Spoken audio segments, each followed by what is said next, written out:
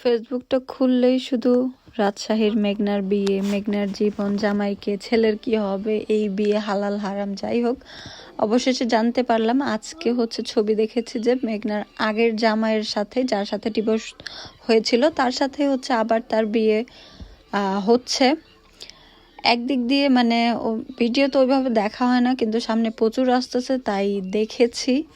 একদিক দিয়ে মনে হলো যে আচ্ছা, মেয়েটাও একটা সুন্দর জীবন পেলো, বাচ্চাটাও বাপ মা ছাড়া হলো না, বা একটা সুন্দর পরিবার হলো যেভাবে থাকা দরকার নর্মালি। কিন্তু আরেকটা দিকে খুবই কষ্ট লাগতেছিল যে আমি আগে কোনো একটা ভিডিওতে শুনেছিলাম যে মেঘনাকে ডিভোর্সই দেওয়া হয়েছিল যৌতুকের জন্য, মানে টাকা পয়সা চাইতো, সেটা ওর পরিবার দিতে পারেনি, তার জন্যই হচ্ছে ডিভোর্স হয়ে গেছে। আর বিয়েও তারা নিজেদের ইচ্ছেই করেছিল, পরিবারের ইচ্ছে না।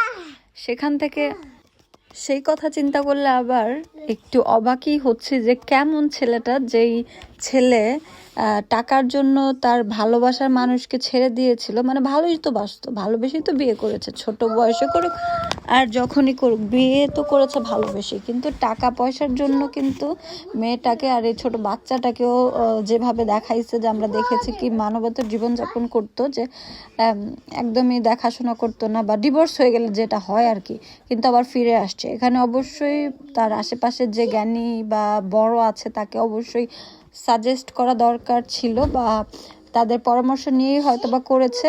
ভালো হয়েছে পরিবার, কিন্তু একটু ভালো করে যাচাই বাছাই করে দ্বিতীয়বার আবার একই জায়গায় পা ফেলা মনে হয় উচিত ছিল, আর সেটা মনে হয় করেছে আমার ধারণা। আমি শুধু আমার কথাটা বললাম।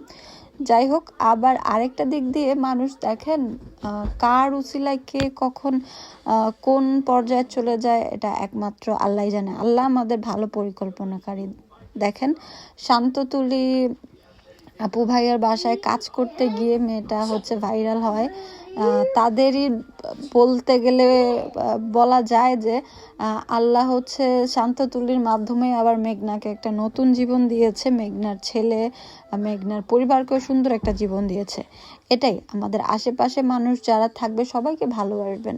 এই যে দেখেন, বেশে কাছে টেনে নিয়েছিল দেখেই কিন্তু আজকে তার জীবনটা পরিবর্তন হয়ে গিয়েছে। আল্লাহ হচ্ছে সুযোগ খুঁজে কার মাধ্যমে কাকে উপকার করা যায়। অবশ্যই আমরাও আমাদের আশেপাশে এই মানে এই মেন্টালিটিটাই রাখবো, বা আশেপাশে খেয়াল রাখবো যে যদি আমরা কারণে অকারণে কাউকে একটু হেল্প করতে পারি, হেল্প করতে যদি পারেন, সুযোগ যদি থাকেন, অবশ্যই করে দেবেন। কারণ আল্লাহ হয়তোবা চায় যে আপনার মাধ্যমে সেই বান্দাটাকে একটু হচ্ছে সাহায্য করুক, আপনার মনেও একটু শান্তি আসুক। যাই হোক, অনেক কথা বলে ফেলেছি।